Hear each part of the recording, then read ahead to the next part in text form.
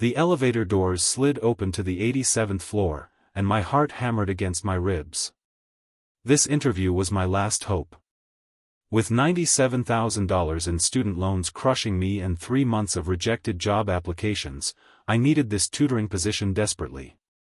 What I didn't need was the intimidating man waiting for me, tall, impossibly well-dressed, with eyes that seemed to see right through my thrift store blazer.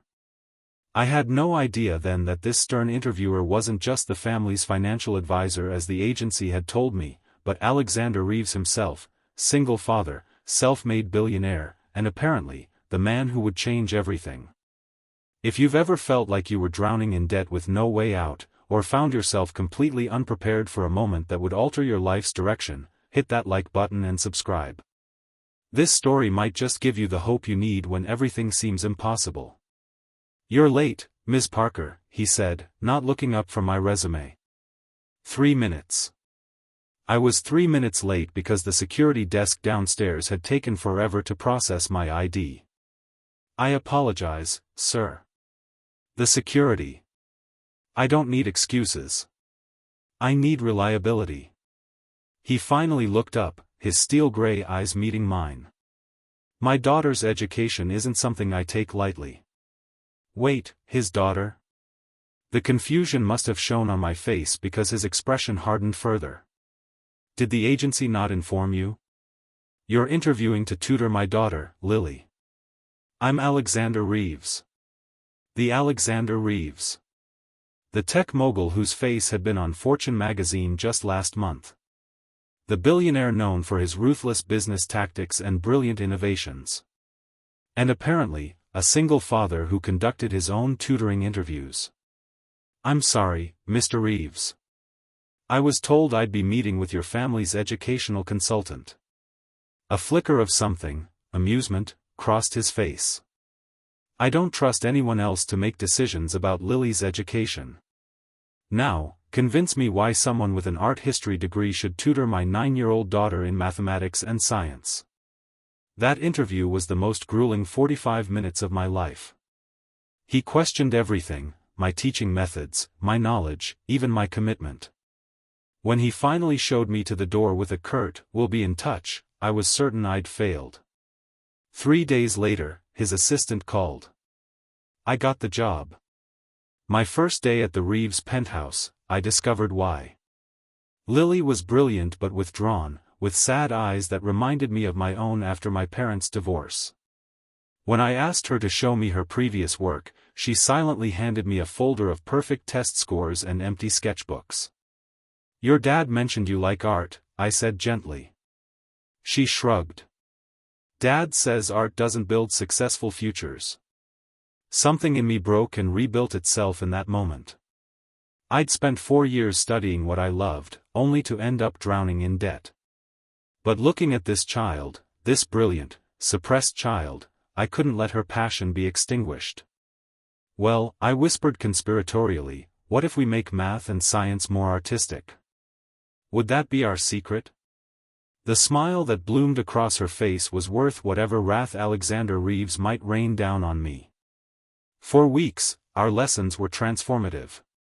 We calculated angles by designing buildings, learned chemistry through mixing paint colors, and studied biology by sketching plants in the penthouse garden.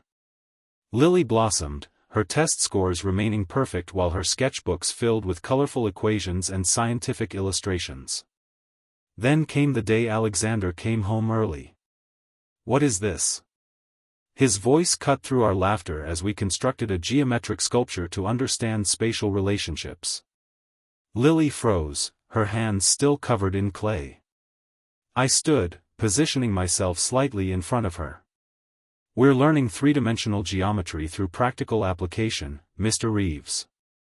I didn't hire you to teach art, Ms. Parker." His voice was dangerously quiet. "No, you hired me to teach your daughter effectively. And she's thriving."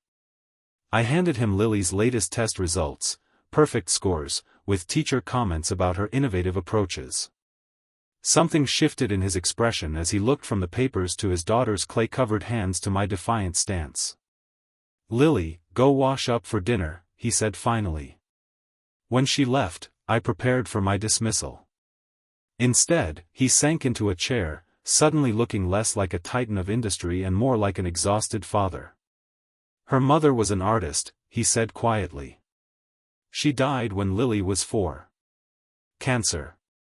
The revelation stunned me into silence. I've been trying to protect her from disappointment. From struggle. He looked up at me, vulnerability replacing his usual steel. Like the kind you're facing with your student loans. I blushed, wondering how he knew.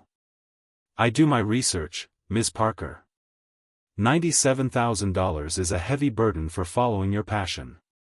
It was worth it, I said firmly. Even with the debt. Because I learned to see the world differently. That's what I want for Lily, not just knowledge, but vision. Our conversation lasted hours that night. He told me about his late wife, Elena, about his fear of raising Lily alone, about his own father who had belittled his technological dreams until Alexander had proven him wrong with his first million. I told him about my childhood moving between divorced parents, about discovering art history in a community college class, about the freedom I felt standing before a Monet despite the debt that followed. Something changed between us that night. Alexander began coming home earlier, sometimes joining our lessons. He installed an art studio for Lily's birthday. And when I mentioned looking for a second job to accelerate my loan payments, he instead offered me a position consulting on his company's educational technology division, at a salary that made me drop my coffee mug. You've shown me a different way to see education, he explained. I want that perspective at Reeves Tech. 6 months after that elevator ride, I found myself debt-free, co-leading a revolutionary educational program, and having dinner with Alexander and Lily 3 nights a week. The stern billionaire had become Alex, the man who brought me coffee in the mornings and challenged my ideas in the best ways. The man whose rare smile now appeared frequently, especially when Lily showed us her latest creation. Last week, as we watched Lily present her science project, a stunning artistic representation of the solar system that won first place, Alex's hand found mine. Thank you, he whispered, for teaching us both to see differently. Life rarely follows the path we expect.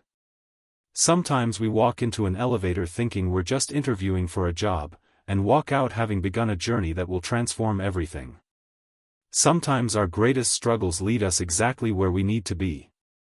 I still have the wrinkled resume from that first interview, now framed in my office at Reeves Tech. Alex wrote something on it that day that he only showed me months later, too passionate.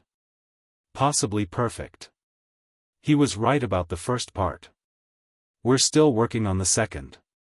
Together. Would you like me to explain or break down any aspects of this story?